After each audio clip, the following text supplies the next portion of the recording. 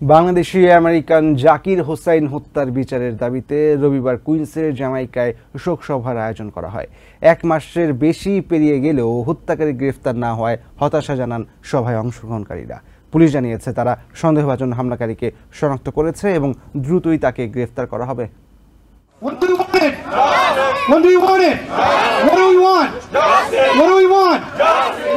Bangladeshi American Zakir হোসাইনের বিচারের দাবিতে বাংলাদেশি কমিউনিটি সহ সংশ্লিষ্ট অনেকেই জড়ো হন শোকসভায়। শেরপুর জেলা সমিতির আয়োজনে শোকসভায় অংশ নিয়ে বক্তারা নিহত জাকির হোসাইনের পরিবারের প্রতি সহমর্মিতা প্রকাশ করেন এবং দ্রুত হামলাকারীর গ্রেফতারের দাবি জানান। স্ত্রী রয়েছেন, তার লোকরা তার রয়েছেন, সকলের প্রতি গভীর সমবেদনা জ্ঞাপন করছি।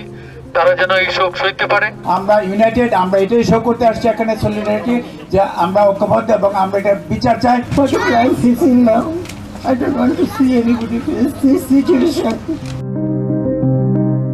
হত্যার 1 মাসের বেশি হলেও হামলাকারী এখনো গ্রেফতার না হওয়ায় হতাশা জানান তারা। তাই হামলাকারীকে গ্রেফতারের পাশাপাশি ন্যায় বিচারের দাবি তোলেন বক্তারা। And there has been no arrest. Need an answer.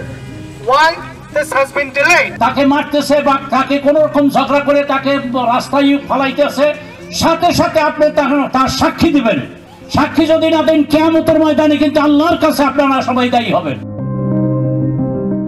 শোকসভায় উপস্থিত ছিলেন বাংলাদেশ পুলিশ অ্যাসোসিয়েশন বাপার সদস্যরা। তারা বলেন, অপরাধীর মুখে মাস্ক থাকায় বিচারের আওতায় আনতে সময় লাগছে। প্রত্যক্ষদর্শীরা সহায়তা করলেই দ্রুত অপরাধীকে গ্রেফতার করা সম্ভব হবে। আমাদের দরকার সহযোগিতা। We need everyone's support. If any witness, as my brother mentioned earlier, if anybody says something that day, please come forward. There is no reason that you are scared that, oh, if I'm being a witness, that will help to resolve this case. শোকসভায় প্রিসিংক্ট 107 এর captain উপস্থিত হয়ে এই ঘটনায় পরিবারের প্রতি সহমর্মিতা জানান। তিনি বলেন, তদন্তাধীন বিষয় হওয়ায় অপরাধীকে শনাক্ত করা হলেও দ্রুতই গ্রেফতারের চেষ্টা করা হচ্ছে।